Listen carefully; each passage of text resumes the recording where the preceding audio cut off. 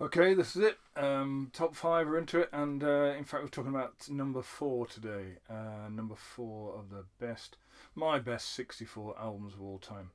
Um, Now it wouldn't be a countdown without this band in the top five, and I'm going to reveal who it is in a moment.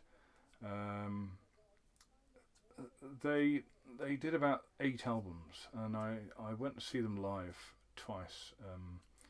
First time was in 1971, so I'd be 15, and myself and Tony saw them at the Sheffield University.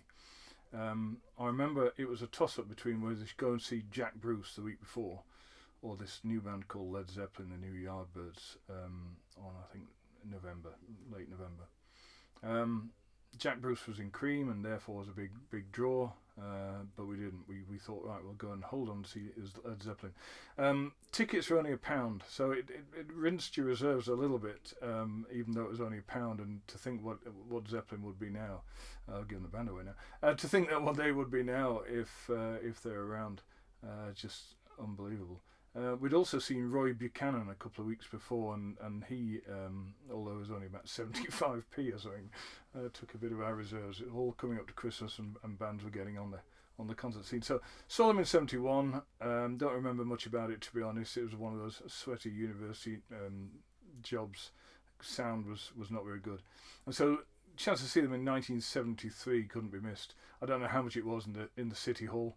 But it was a good night, marred only by one thing, and that one thing that was that Robert Plant, the lead vocalist, had contracted some sort of flu, pneumonia, cronky throat anyway, and so he just about limped through the set. And I remember the biggest part of the deal was some acoustic numbers that he was able to limp through, but he hung on to the end. Bad news for those people in Bradford and Preston, but from memory, is that those concerts on January 3rd, January 4th, the day after ours, got cancelled because he just couldn't perform, he just couldn't sing. So we got the last of those things, and in fact it seemed to be about the last of the small venues, Aberystwyth Town Hall and Sheffield City Hall, that sort of thing. After that became Stadium Rock. In 1975 they did Earl's Court, and in 1979 I remember they played Nebworth, and I know that because my wife Anne went to see that, and I was thinking, wow, that's amazing. I went to see Zeppelin in '79. Of course, in 1980 Bonham died, and they sort of ceased to operate as a band. Now Zeppelin had released Zeppelin 1, which talked about before, sort of early blues, ex-Yardbirds, sort of bit of a blues screamer, a bit rough and raw around the edges, but he got him on the map, Immigration Song, that sort of thing. Led Zeppelin 2 featured on this countdown, a fantastic album, and put him on the map. Zeppelin 3 was one of my favourites for a long time. I bought it before I bought Zeppelin 2, actually, and I really liked the sort of almost semi-acoustic, laid-back feel to it. So I'd a soft spot for Led Zeppelin 3. Zeppelin 4 came out as a big, bombastic, cannot do no wrong, and can't disagree with that. Black Dog, I think that was in my countdown as well. And then the album I'm going to talk to you about. Then Houses of the Holy. As a bit of a diversion for most Zeppelin fans, of Jimmy Page going into a bit of a sort of some reggae beats and some sort of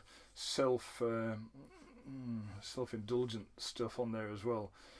So when Physical Graffiti is announced, and that, by the way, is the album we're talking about today, number 4 on the list, and you're kind of thinking which Zeppelin are going to turn up.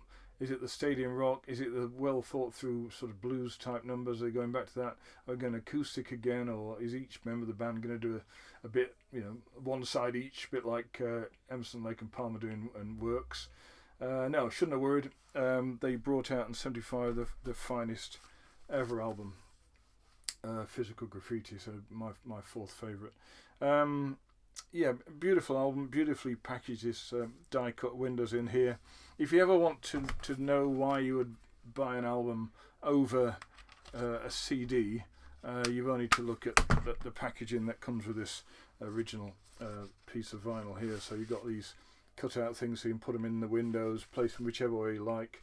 All these bits of detail. The other one's different, and then you got the the album titles, the songs, etc., etc., and the acknowledgements all in there. So a beautiful piece of work. Fantastic production on this. It really sounds amazing even now. So does the CD, in fairness. But yeah, when you get your hands on the vinyl, if you've got a good setup, then it really rewards you. And you've got, I don't know, but I think about 11 or 12 tracks on there, and some amazing tracks as well. Trampled Underfoot, Kashmir, Wanton Song, Night Flight, Boogie with Stew, The Rover, Custard Pie. I mean, it's just every one of the track has got them at the best. Plant, very self-assured vocals, not too waily, not too screamy. Doesn't go out on a limb and start vamping it up. Got Jimmy Page playing every type of guitar, going acoustic, lead, a lot of riffs like there were on Zeppelin 2. Even plays slide on the track I'm going to pick out as my standout. Of course, you've got the rhythm section of Bonham, and I can't remember the guy's name, John Paul Jones, on bass, just tearing it up, and especially Bonham. Bonham almost has his party piece on a lot of these tracks. Very heavy drumming. I don't think any drum solos, which keeps it nice, but very heavy and very timely. And if you go on any sort of drummers website, Drummers Magazine, they'll always talk about the fact that Bonham wasn't the prettiest drummer, he wasn't the most technical drummer, but man, the guy made a lot of effect and a lot of almost invisible sort of connections in the music. Be like Ringo Starr, nothing flash, nothing crazy, but it's just exactly right for the tracks he's playing on. And the track I want to pick out is In My Time of Dying. So if you know this number, it's about 11 minutes long. It's the longest track on the album, and it's a slow then fast and slow then fast, and they've got a middle section where the Page lets rip with this slide guitar.